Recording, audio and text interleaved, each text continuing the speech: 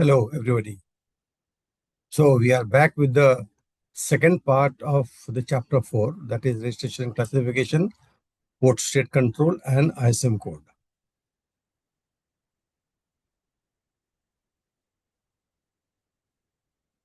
Okay.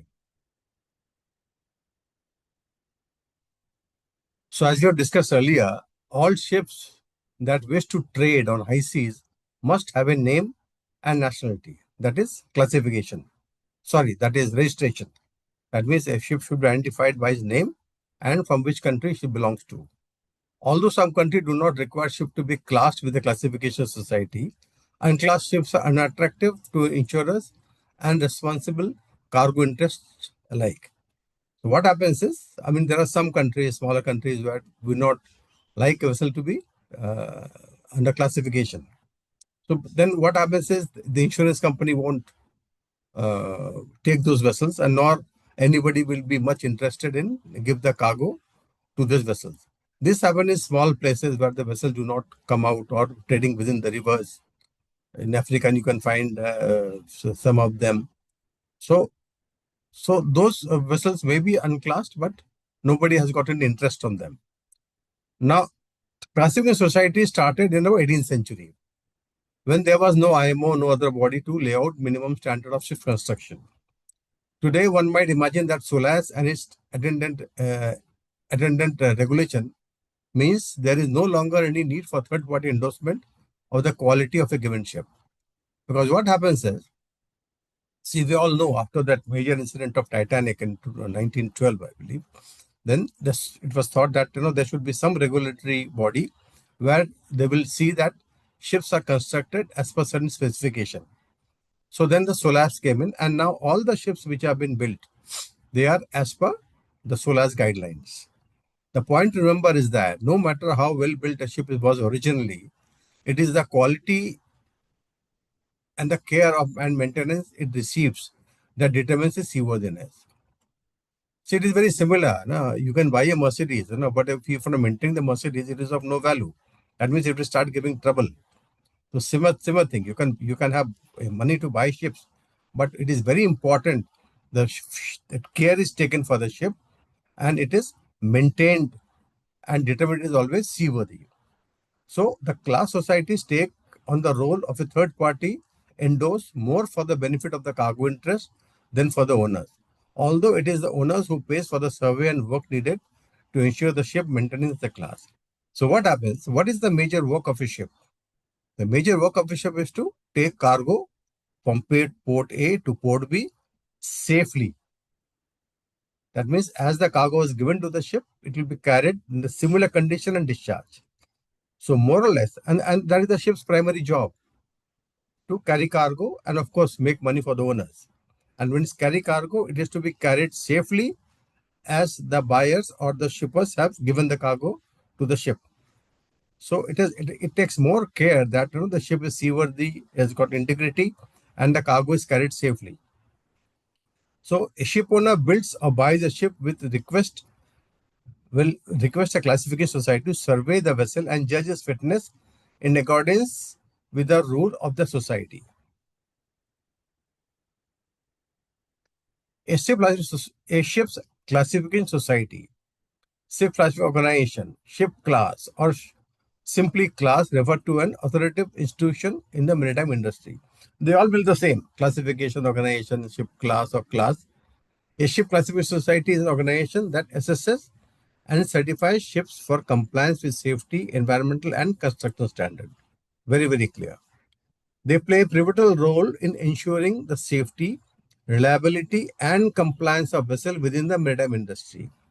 Ship classification societies also deliver statutory service to both the maritime industry and the regulatory bodies, focusing on enhancing maritime safety and prevention pollution. So they also act as advisories. Suppose a rule has been formed, so possibly the class also comes in because they have got so much experience looking into their own vessels under the classification day in and out. So their inputs are very, very important for formulating any rule, and especially for enhancing safety and preventing pollution. So these are the list of societies. We call it ISCS, International Association of Class Societies. So sometimes we find there are 12 principal this one, among the world. The abbreviation and international members. So I mentioned it. American Bureau, we call ABS, Bureau Veritas, BV for France, China CCS, Croatian CRS. Now your Rasnoy Veritas, International Lloyd, DNVL, Norway, Indian National Shipping, Korean. So these are all the major this one, your classification. And sometimes you find someone coming in and someone going out.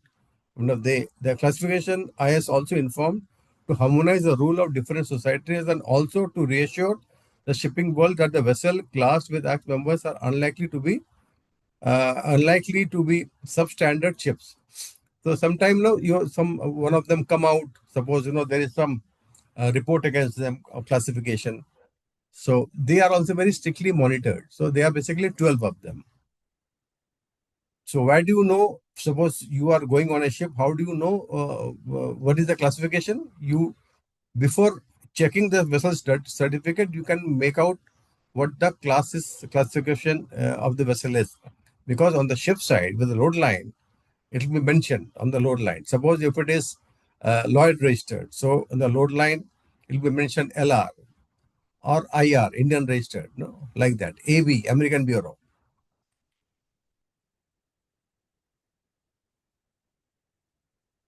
So these are the basic, your logos of this classification, just for your information.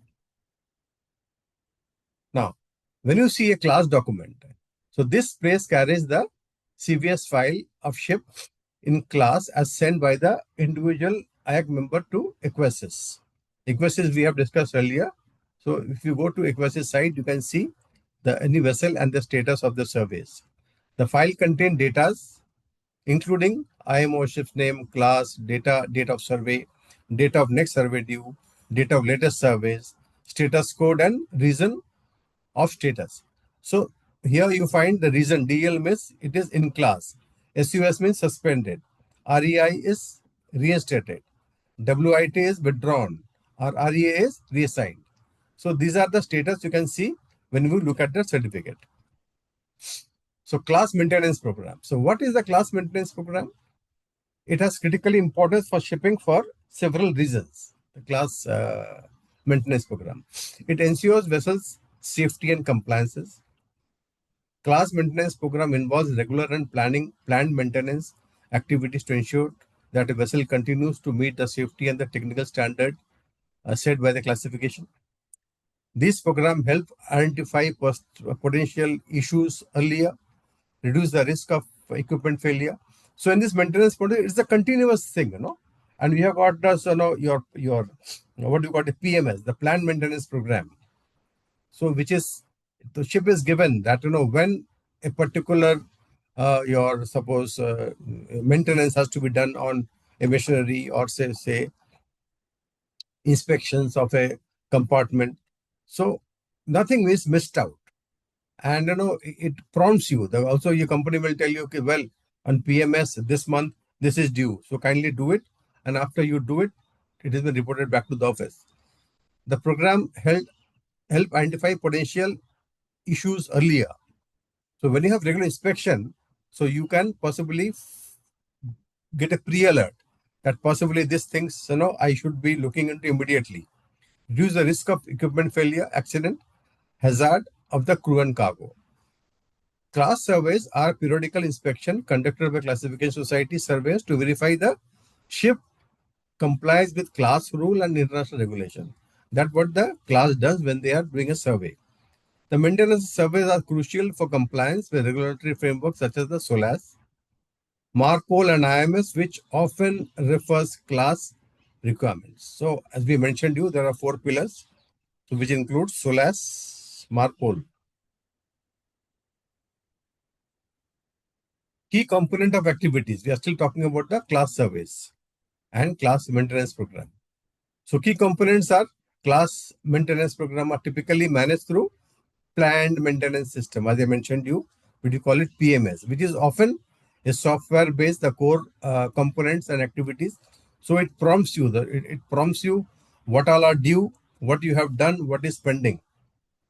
So the core components and activities include equipment-based, maintenance schedule, survey inspection, documentation, and record keeping. So these are the main things which the PMS tells you. Then implementation. The system is managed by assigning responsibilities to qualified personnel on board, typically chief engineer, and coordinating the shore-based management and external service provided. So it is not only chief engineer, for chief engineer will be responsible for those your machineries and all, but otherwise also they have got so many things. On suppose you have got tanks, you have got cranes, and you have got some pollution requirements. So that also comes from the master and the chief officer. So what the process involves? Planning, execution, reporting, and analysis. Maintaining vessel reliability and operating efficiency. That is the vessel's class survey. So what does the survey does? It maintains vessel's reliability and operational efficiency. Regular maintenance program enhances the reliability of the vessel, maximizing unexpected breakdown and costly downtime. Because see, a owner wants a minimum downtime. That means he wants a vessel, if possible, run all 365 days a year. Okay. But now, of course, you have to do some planning so that, there is minimum downtime. Because it is machinery, of course, they are liable to break down. So to ensure that the breakdowns are not frequent, the breakdowns are not longer, so because it affects your earning. But when your ship is not moving or she's not earning, even on a charter, the charter stops paying you if the ship has got a breakdown. They ensure critical system, engine, hull, safety equipment functions efficiently, prompting timely and safe operation. Planned maintenance reduces the likelihood of unplanned repair and extends the lifespan of the ship's equipment and structure. Financial insurance benefit. Maintaining class status is often a prerequisite for insurance coverage.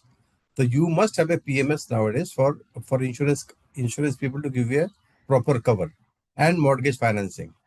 Adequate class maintenance reduces repair cost over time by preventing major failures. Ship in good condition maintains high market value, are more attractive for charterers and buyers. Then what is ISM? ISM code would we call it? So it's the International Safety Management Code. It's an international regulation developed by the IMO that requires shipping companies to establish a safety management system. So ISM tells you that you must have a safety management system on board, what we call SMS, to ensure that the safe operation of ship prevent human injury or loss of life and protect the marine environment. That is also one of the major tasks nowadays on board. The code mandates that companies assesses risk, establishes safeguard, and provide a safe working environment through structured policies and procedures, including emergency preparedness and regular audits. So key aspect of ISM code, mandate requirement. ISM code is a part of the International Convention of the Safety of Life at Sea, that is SOLAS, and is mandatory for most commercial vessels, including cargo tankers and passenger ship over 500 GT, 500 gross tonnage. Everybody then more than 500 comes under that your preview of that your convention. SMS companies must develop documented SMS that outlines their safety and pollution prevention policy and procedure. So the safety management system must have the documents which outline the safety and the pollution prevention policies and procedures. This includes having a safety policy, emergency preparedness plan, and procedure of safe operation. Risk assessment and safeguard, a core principle in the need to identify all potential risks to the ship, its crew, and environment, and to establish appropriate safeguard to mitigate those risks. So you have a risk assessment and safeguard also. The company and the crew responsibilities. Ship owners, operators, and designated persons are responsible for implementing the code.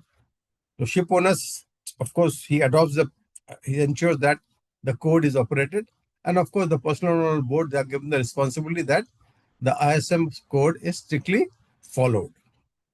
Nowadays, when you are taking a vessel on hire or negotiating charter party, it is also mandated. It is a clause there. The vessel must be a ISM compliant vessel.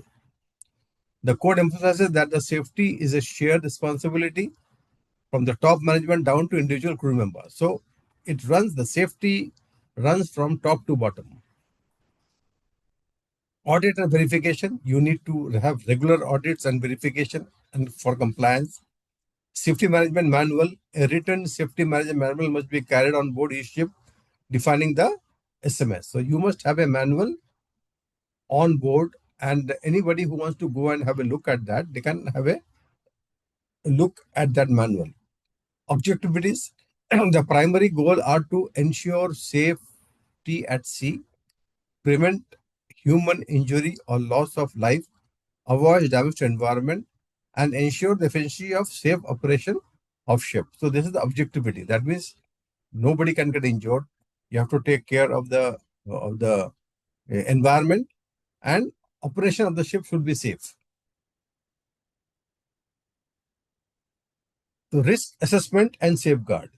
The CROWS principle is the need to identify all potential risks to the ship, its crew, and environment, and to establish appropriate safeguard to mitigate those losses. These are what we are talking about are the under the code, these things need to be ensured. The company and crew responsibility. Ship owners, operator, designated persons are responsible for implementing. Actually, if the company decides that, and nowadays you have to, more than 500 GT, you have to SMS code. So it is the ship owner responsibility. You may give the ship to a manager for managing a ship. It is his responsibility that the ISM is followed. And of course, the people on board, master, the senior officers, and down everybody is responsible that it has been implemented and followed properly. The code emphasizes that the safety is a shared responsibility from the top management down to the individual crew member. Audit verification, compliance, of course, sea management manual, it should be there. Okay, the SMS code introductions has been highly effective, with investigations showing that approximately 80% of the maritime accidents are caused by human error, which is code is designed to address. So what is seen that with the past record database, we have seen that 80% of incidents which happens on a ship, maritime industry, is human error. So this code is designed to address that. Now we talk about surveys. In shipping, commercial surveys, especially for on-hire, off-hire surveys, essential inspection conducted at the start and end of every charter period. Now, whenever I suppose you take a vessel on charter, so the time charter has got the responsibility. That means the way he has taken the vessel, he has to give back the vessel to the owners after completion of charter. So when you take the vessel, you have on-hire survey. So superficially, you see a condition of the vessel. This survey assesses the vessel's overall physical condition at time of delivery, what you call on-hire. And again, during redelivery, there's an off-hire survey. So both are matched. Is there any major normal wear and tear is acceptable? But suppose there's a damage to the crane, there is damage to the hull.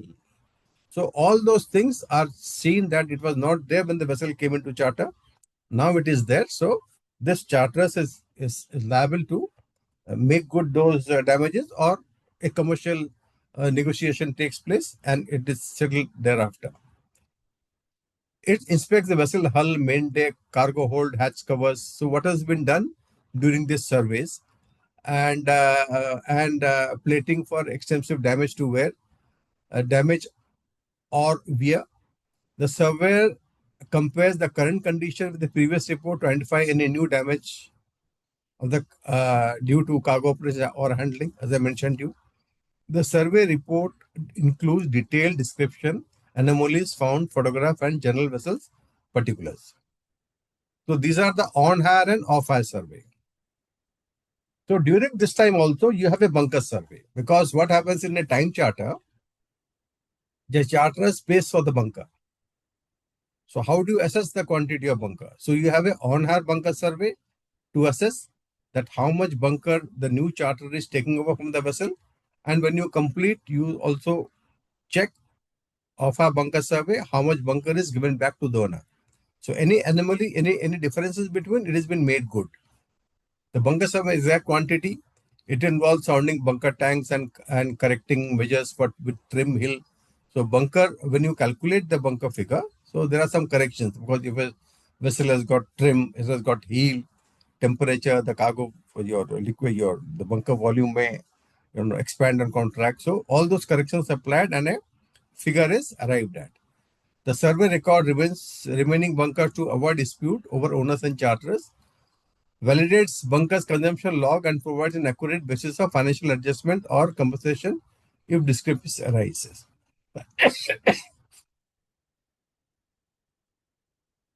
Now we have got something known as the annual intermediary and scholarship surveys.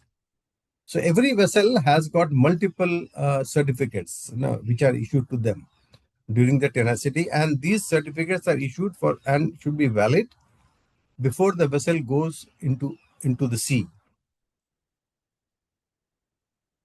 So being a general check, intermediate surveys being a more detailed check in the middle of the cycle. That means validity is 5 years, then you have got annual surveys, intermediate, and at the end of the day, this is special survey. So 5 years renewal of the class certificate. A damage survey is an unscheduled inspection. Suppose you have got a collision or there is a damage to the ship. So possibly then you have to come tell the surveyors that there is a damage on board. Please come and inspect and see if the vessel is still seaworthy.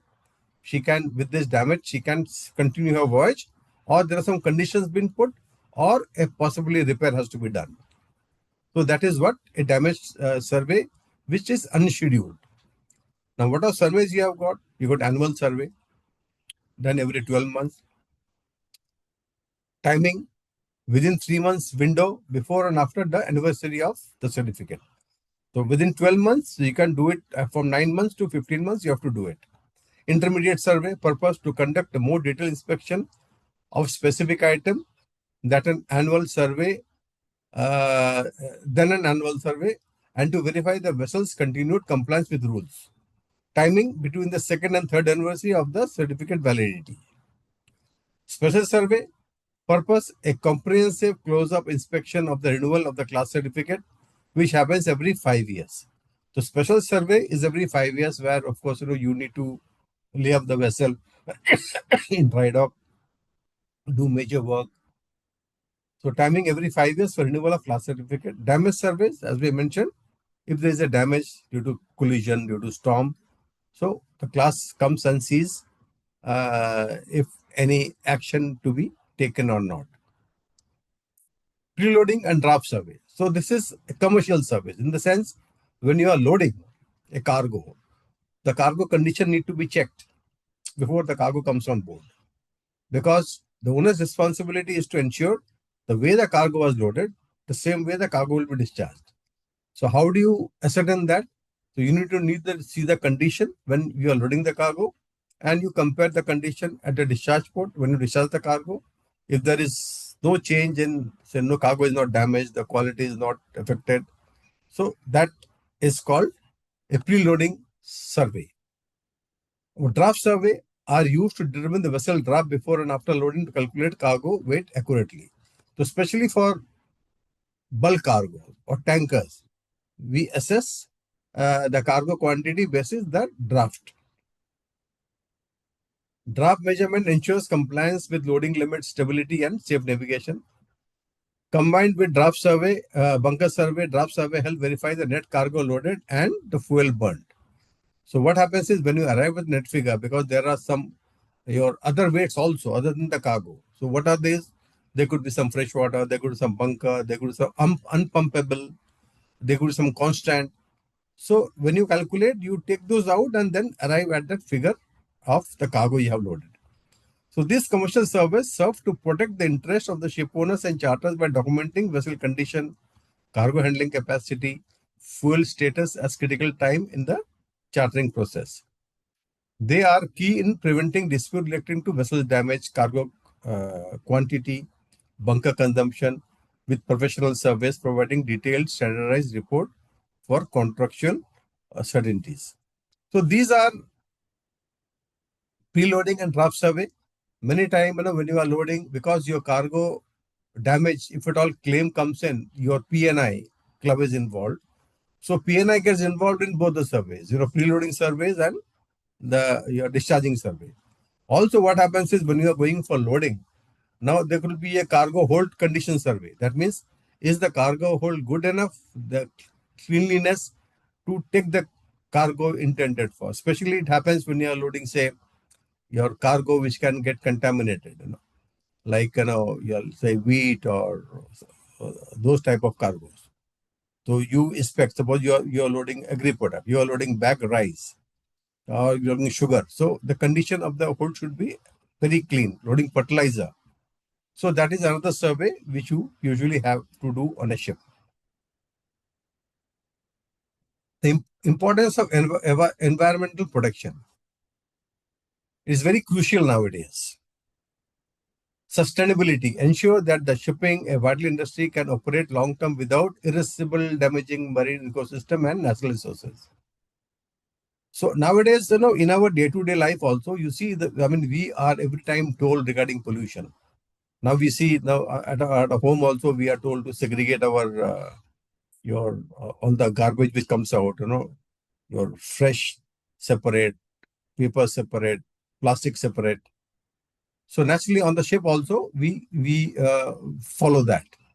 For our vehicles now we know we have to have a regular PUC done. So similarly for pollution which comes from the ship's engine exhaust, so there are certain limitations. So this has become one of the major concern. Your pollution. So the IMO on regular basis they keep on updating the regulations. So I have seen during my tenure that what all other earlier in the your 70s and all when I joined ship. So there were so many things we can do without a concern. So nowadays you just cannot think of doing such things now.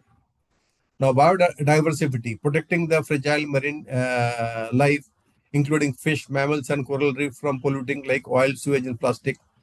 Human health, minimizing air and water pollution that can affect coastal communities. Your reputation and businesses, maintaining a responsible corporate image is essential for attracting business, retaining social license to operate and avoid coastal legal action, legal obligation, complying with the comprehensive body of international and national level designed to prevent pollution. So these are the reasons why it is so much concerned. Everybody is concerned of pollution nowadays. Now, this is what is the MARPOL Annex.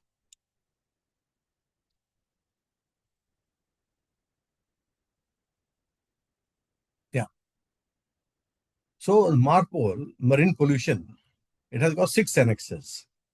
The 6 annexes is, if you see 1, 2, 3, 5, 6, on the middle one is, number 1 is oil, number 2 is noxious liquid, number 3 is harmful substances in package form, number 4 is sewage, number 5 is garbage, and 6 is air pollution.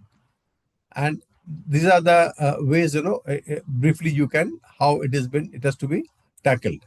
So you must know, for examination purpose, there is a convention called MARPOL, which takes your pollution under consideration, and there are 6 annexes, and these are the annexes.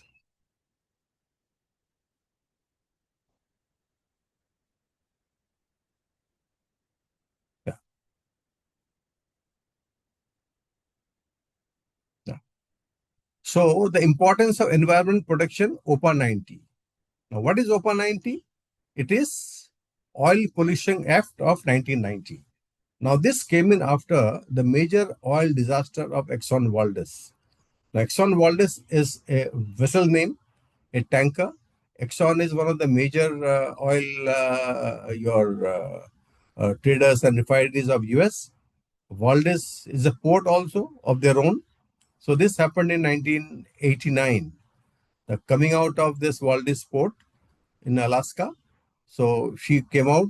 She was a fairly new vessel which ran aground, and a massive pollution took place. She went over reef, and those time, the vessels were single hull. That means there was only one separation between the cargo and the sea at the ship's hull. And in this case, the big spillage, about 1,000 nautical miles of coast was damaged. The water, the oil spread over that. About close to, I think, three or 400,000 of sea animals, including bird, they perished. And of course, there was a loss of livelihood for the fishermen. So what happened? This Exxon was I think fined for giving compensation and cleaning up.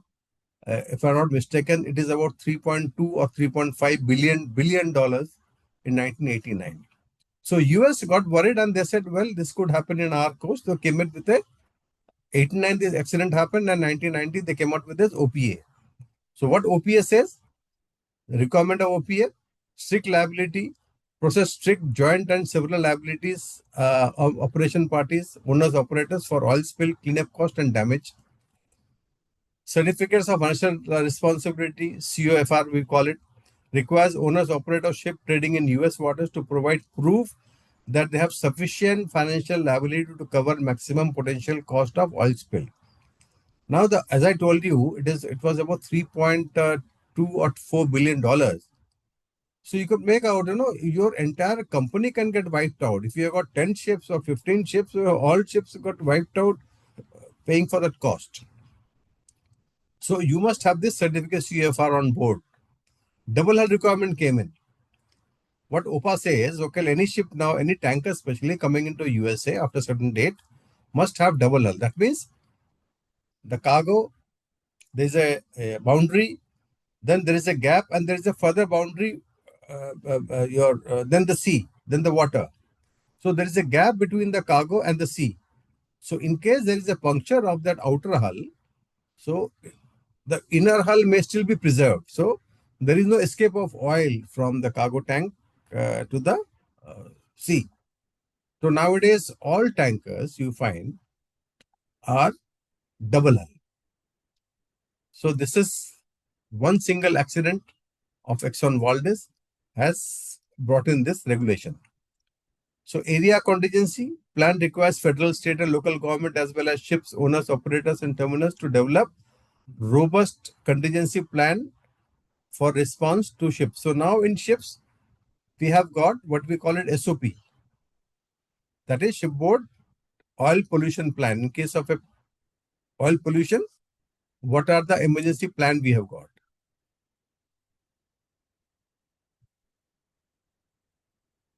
So pollution liability. Pollution liability determines who is financially responsible for the cost associated with the preventing, responding to and compensating for damage caused to pollution from a ship. So that's a liability. So what are the key convention? Civil Liability Convention governs liability for oil pollution damage from laden tankers, placing strict liability to the ship owner. Convention establishes a system for compensating victim when CLC compensation is insufficient or unavailable. Suppose the nature of the pollution is so big that the CLC, that money which is there in the CLC is insufficient. So there should be, other resources to get that fund for compensation. PNI and PNI Club, Protection and Indemnity, are mutual insurance associations that provide third-party liability insurance, including covers for pollution damage and cleanup costs to ship owners. This is essential to obtain a CLC certificate and COFR in US trade. So in US, in that case, you also require a PNI cover, which has got your pollution damage and cleaning up cost. Role of showbiz organization. So organization play a crucial role in managing the environmental rule. One, Notification, you have to notify them. So whom do you notify them? This often involves reporting the ship designated person ashore. We call it DAP, who then contacts the local Coast Guard, Port State Control, and Insurance PNI. So the flow of notification. Then contingency plan, ship boat plan. Ship must carry specific plans such as the Ship Oil Pollution Emergency Plan, SOPEP, as I mentioned you, and the Shipboard Marine Pollution Act, SMEP, that is for the your SOPEP is for oil and SMPP is for chemical tankers. Detailing the process and resources for responding to a spill. The shore-based role. Shore-based organization like ship manager, response contractor, PNI club are responsible for developing and reviewing plan, ensuring ship and companies plan comply with international and national laws like the OAPA in the US. Training and drill. Now conducts regular exercise to test the effectiveness of the communication and response structure. Resource mobilization. Arrange for the necessary resources such as boom, skimmers, response vessel, and persons to be deployed immediately following a confirmed spill. So, what in US you have got a QI, qualified individual. So you need to appoint such a person. So in case you have a pollution, you have to just inform the QI.